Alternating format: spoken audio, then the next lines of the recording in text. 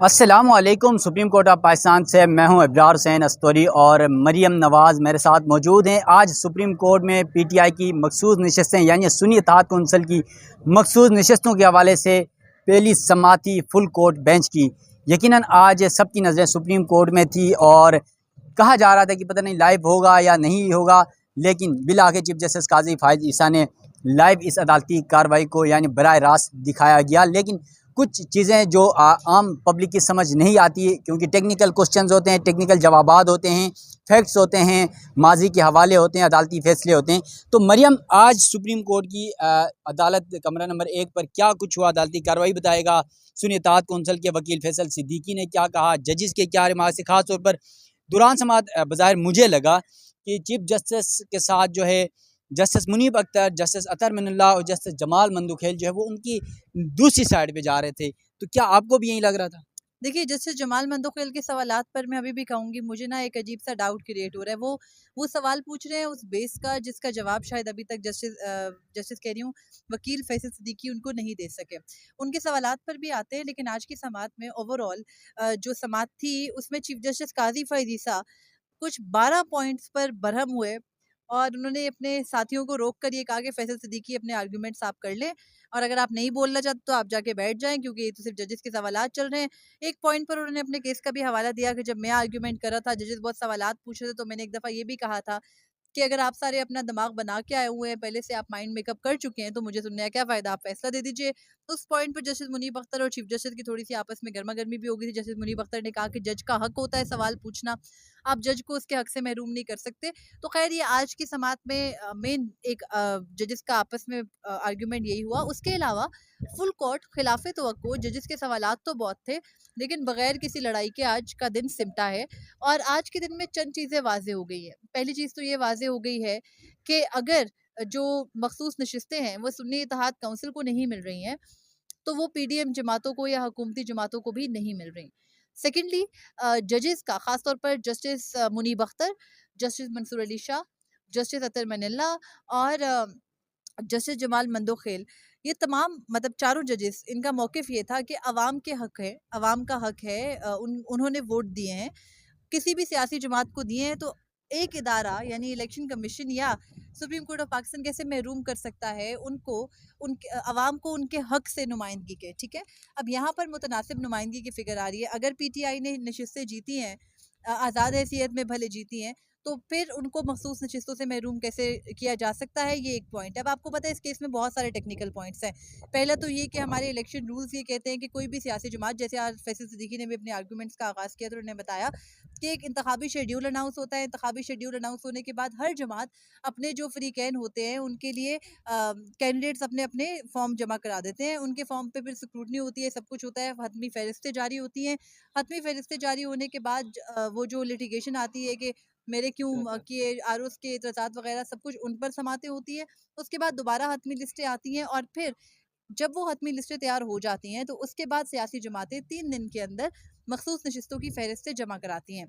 PTI ने भी ये किया होगा और किया था, लेकिन पाकिस्तान तहरीक-ए-इंसाफ़ को एक तो सुप्रीम कोर्ट ऑफ पाकिस्तान ने 13 जनवरी को बल्ले के इंतखाबी निशान का फ़ैसला दिया। बल्ले के इंतखाबी निशान के फ़ैसले से हुआ ये कि वो फैसल सिद्दीकी वाली बात आज उन्होंने कहा भी, और चीफ जस्टिस के एकदम से एक्सप्रेशंस बहुत ज़्यादा तुनगे थे। फैसल सिद्दीकी ने एक मौके पर कहा कि हमारे साथ इलेक्शन कमीशन ने ये किया है कि हमसे बल्ला छीन के हमें कहा बैटिंग करो।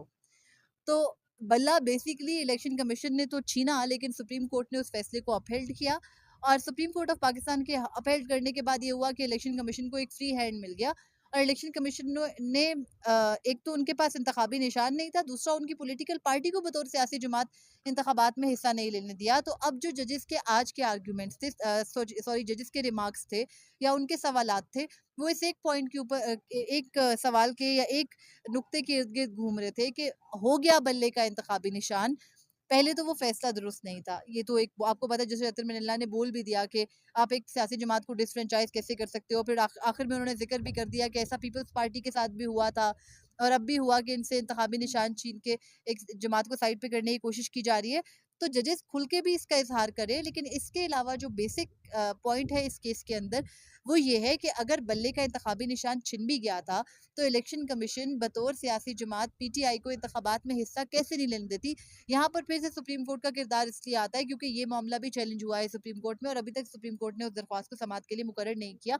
अब मुझे ये समझ नहीं आ रही कि फैसल सिद्दीकी साहब या तो जजेस के सवालात के उतने स्ट्रेट जवाबात नहीं दे रहे, या तो उनका एक मेन एम जो है वो ये है कि जजेस राजी रहें, कोई जज बुरा ना माने, क्योंकि जाहिर है कि हर वकील की कोशिश ये होती है कि वो अपने फरीक को केस जीत कर दे और उसका वाहिद तरीक़ेकार यही होता है कि बेंच आप पर बरहम ना हो।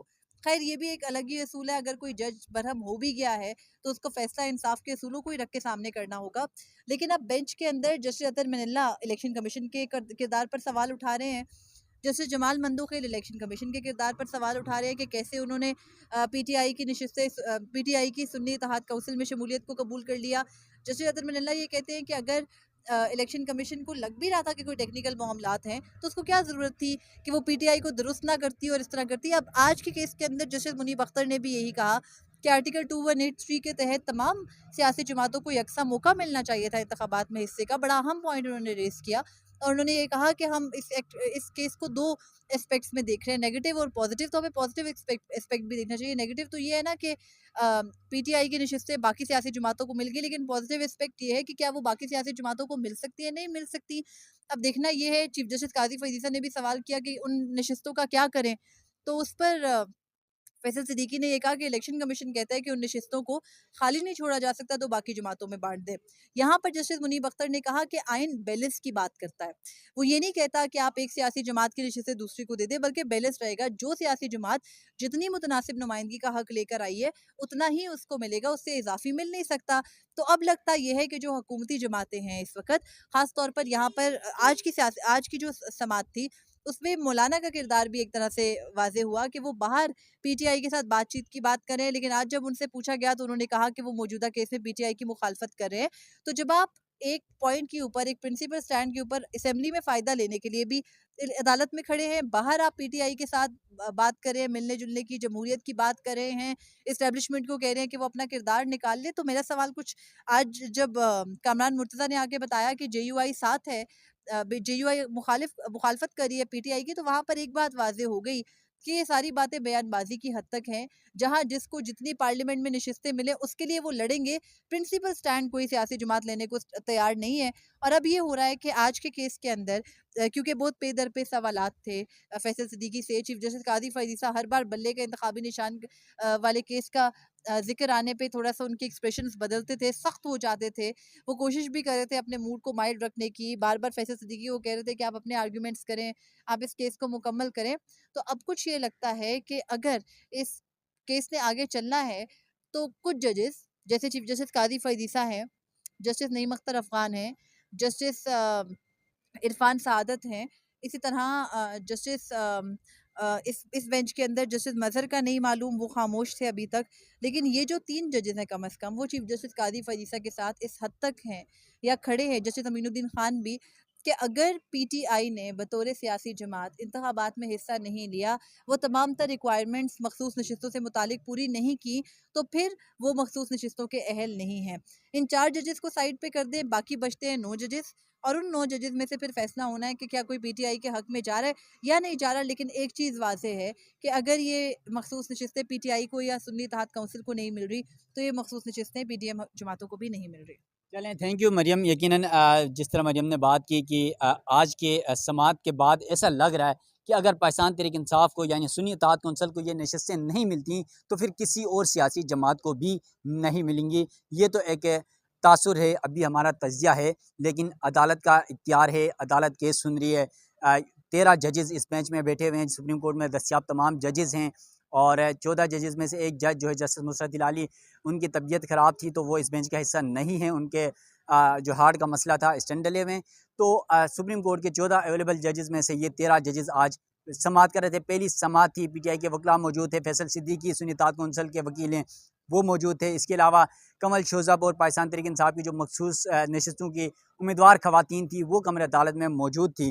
तो अब अदालत ने समाअत कल 11:30 बजे तक मुलतवी कर दी है। कल फिर फैसल सिद्दीकी दलाइल देंगे, उसके बाद सलमान अकरम राजा जो PTI की ख़वातीन विंग के सदर हैं, कंवल शोज़ब के वकील हैं, कल वो भी दलाइल देंगे। फिर इलेक्शन कमीशन को भी सुना जाएगा। तो देखते हैं क्या कुछ सुप्रीम कोर्ट में कल होगा, उस हवाले से भी तफसीलात आपके सामने रखेंगे। सुप्रीम कोर्ट ऑफ पाकिस्तान से अपने मेज़बान इब्रार हुसैन अस्तूरी को दीजिएगा इजाज़त। अल्लाह हाफ़िज़।